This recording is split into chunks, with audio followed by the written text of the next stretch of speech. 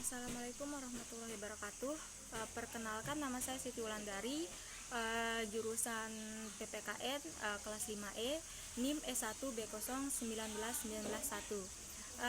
Di sini tujuan saya membuat video ini karena video ini merupakan tugas tengah semester, yaitu pada mata kuliah Demokrasi Pancasila. Nah, di sini saya memilih salah satu topik yang berjudul kesejahteraan masyarakat yang semakin menurun. Nah, kasus yang saya ambil itu yaitu dampak pandemi COVID-19 terhadap penurunan kesejahteraan masyarakat Kota Pontianak. Baik, di sini terlebih dahulu saya menjelaskan secara ekonomi. Indonesia memang masuk dalam 16 terbesar di dunia karena Indonesia memang kaya dan memiliki wilayah yang luas dengan jumlah penduduk nomor 4 terbanyak di dunia. Nah, namun dilihat dari pendapatan per kapita yang mencapai US$900, ternyata kesejahteraan masyarakat kita masih rendah karena baru menempati ranking ke-126 di dunia. Jauh tertinggal dibandingkan Malaysia yang ada di peringkat 69 dan Thailand 92 dan Tiongkok di peringkat 93. Bahkan kita masih di bawah Sri Lanka yang menempati ranking 116. Ujarnya dalam Meet the Press peserta konvensi calon presiden Partai Demokrat di Jakarta Selatan. Selanjutnya itu rendahnya tingkat kesejahteraan penduduk negara. Papar Irfan ditunjukkan dengan fakta bahwa jumlah penduduk miskin masih tinggi, yaitu sebanyak 28,55 juta atau 14%. Ditambah sebanyak 63% penduduk miskin Indonesia berada di pedesaan dan mayoritas adalah petani dan nelayan. Nah, sementara jumlah pengangguran masih sekitar 7% dari seluruh angkatan kerja. Nah, selanjutnya itu kondisi yang demikian, bangsa Indonesia menghadapi sejumlah masalah mendasar berupa berbagai kesenjangan sosial, ekonomi, serta kesenjangan antar daerah dan antar kawasan, serta infrastruktur yang tidak merata. Nah, selanjutnya itu di sini saya akan menjabarkan penyebab penurunan kesejahteraan masyarakat di Indonesia di tahun 2015. Ada 4 indikator yang bisa dijadikan landasan bahwa kesejahteraan masyarakat Indonesia mengalami penurunan. Yang pertama itu menjelaskan indikator yang pertama yang bisa menjadi bukti bahwa kesejahteraan masyarakat Indonesia mengalami penurunan adalah terjadinya perlambatan tingkat pertumbuhan ekonomi nasional dari semula di level 5,7% pada semester 1 2014 menjadi 4,7% pada semester 1 2015. Nah, selanjutnya itu penurunan tingkat pertumbuhan ekonomi menjadi indikator pertama penurunan kesejahteraan. Di sini tuh ucap Kadaf Fadil di kantor Indef Jakarta. Nah, selanjutnya itu yang kedua indikator keduanya itu adalah tingkat inflasi, terutama untuk kelompok makanan. Angka inflasi untuk kelompok bahan makanan bisa menjadi gambaran bahwa terjadi kenaikan harga. Kesejahteraan masyarakat juga mengalami penurunan. Nah, berdasarkan data Badan Pusat Statistik atau BPS, inflasi untuk kelompok makan pada Juli 2015 mencapai 8,8%. Masih tingginya tingkat inflasi, terutama pada bahan makanan, menjadi indikator kedua.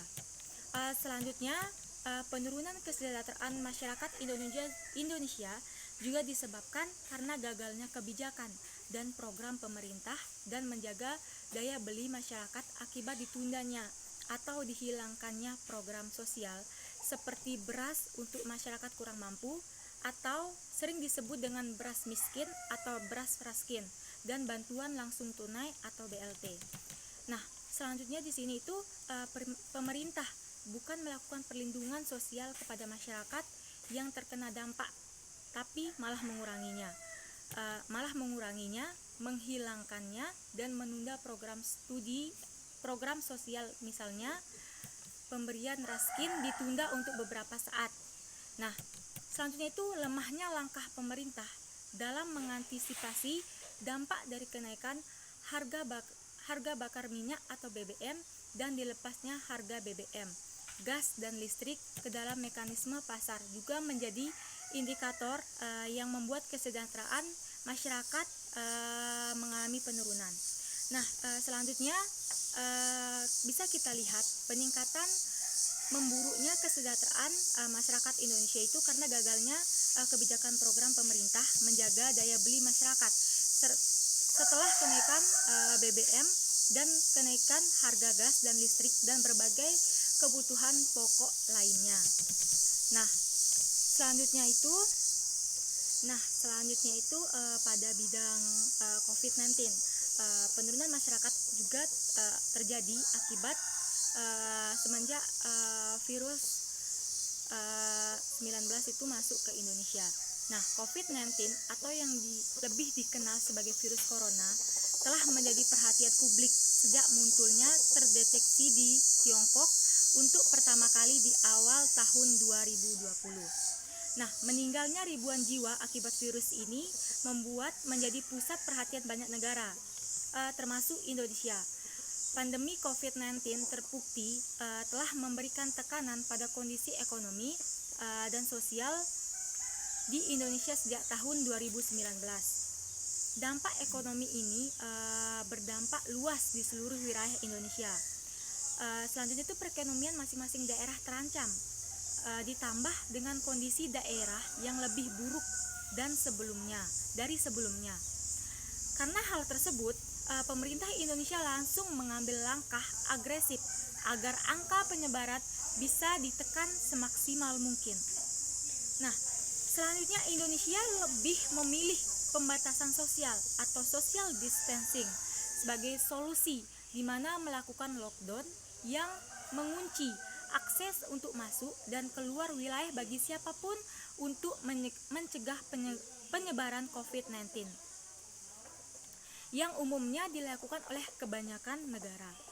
Nah, inti dari pembatasan sosial adalah menjauhi diri dari aktivitas sosial secara langsung dengan orang lain.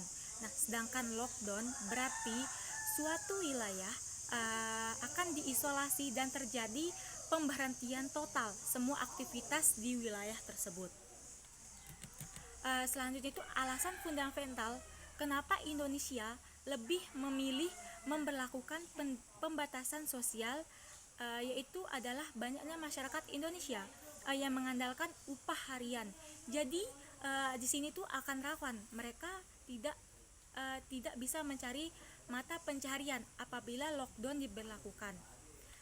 Nah, selanjutnya itu menjaga jarak sosial, setidaknya memberlakukan beberapa himbauan kepada seluruh warga negara.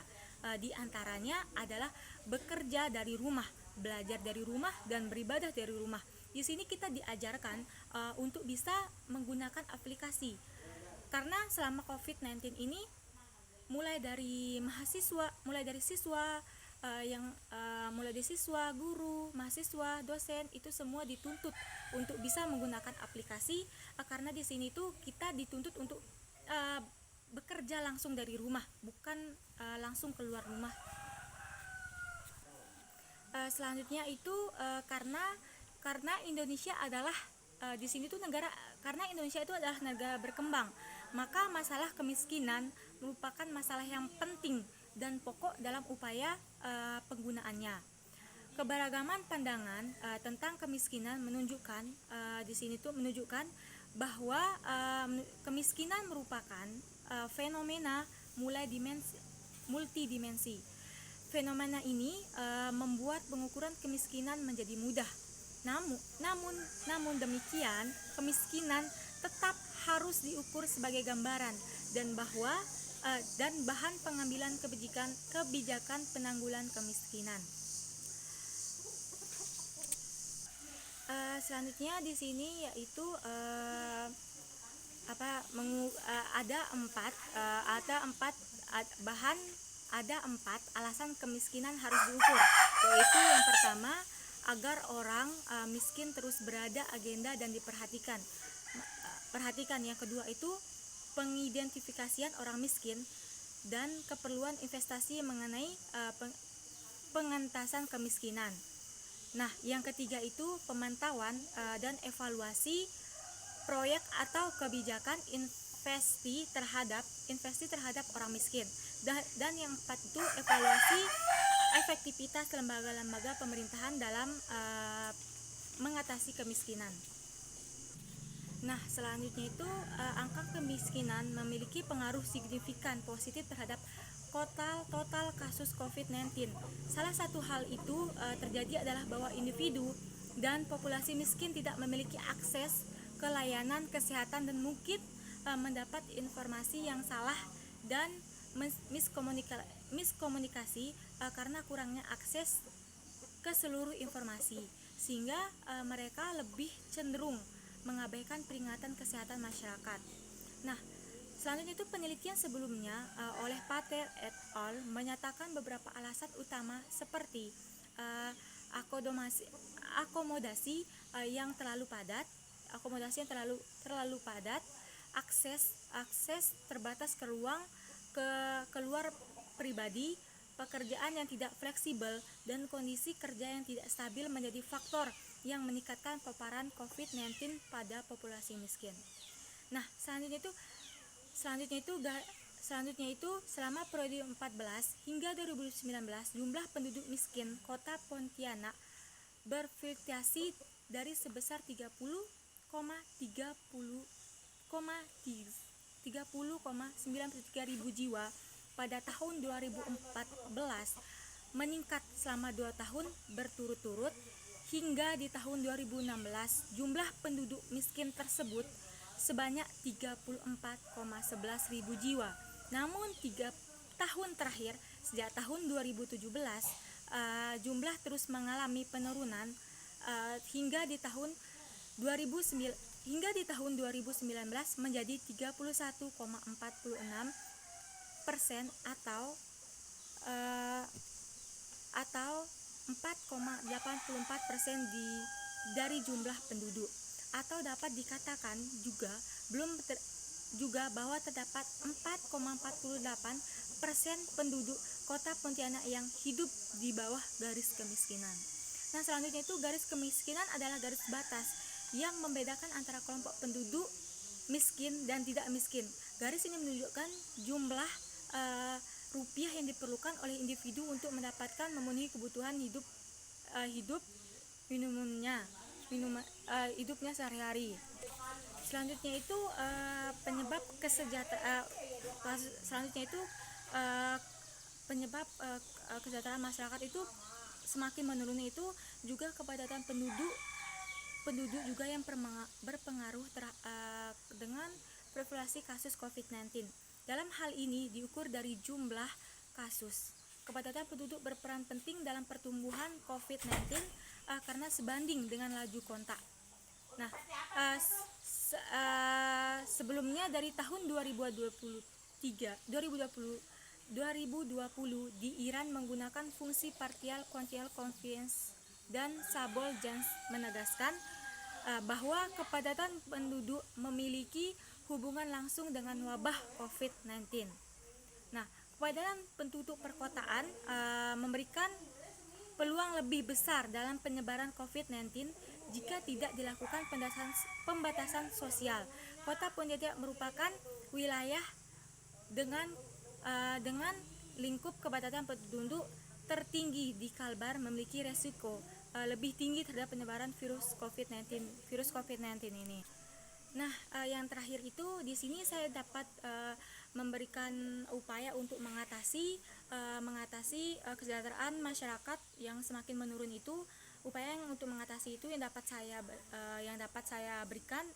jabarkan itu yang pertama itu memperkuat ketahanan sosial dan budaya masyarakat berdasarkan nilai leluhur budaya lokal. Maksudnya di sini tuh untuk memperkuat ketahanan kita itu kita harus membudayakan nilai luhur kita gitu. Nah, yang kedua itu pengembangan kreativitas masyarakat dalam pemanfaatan sumber daya alam.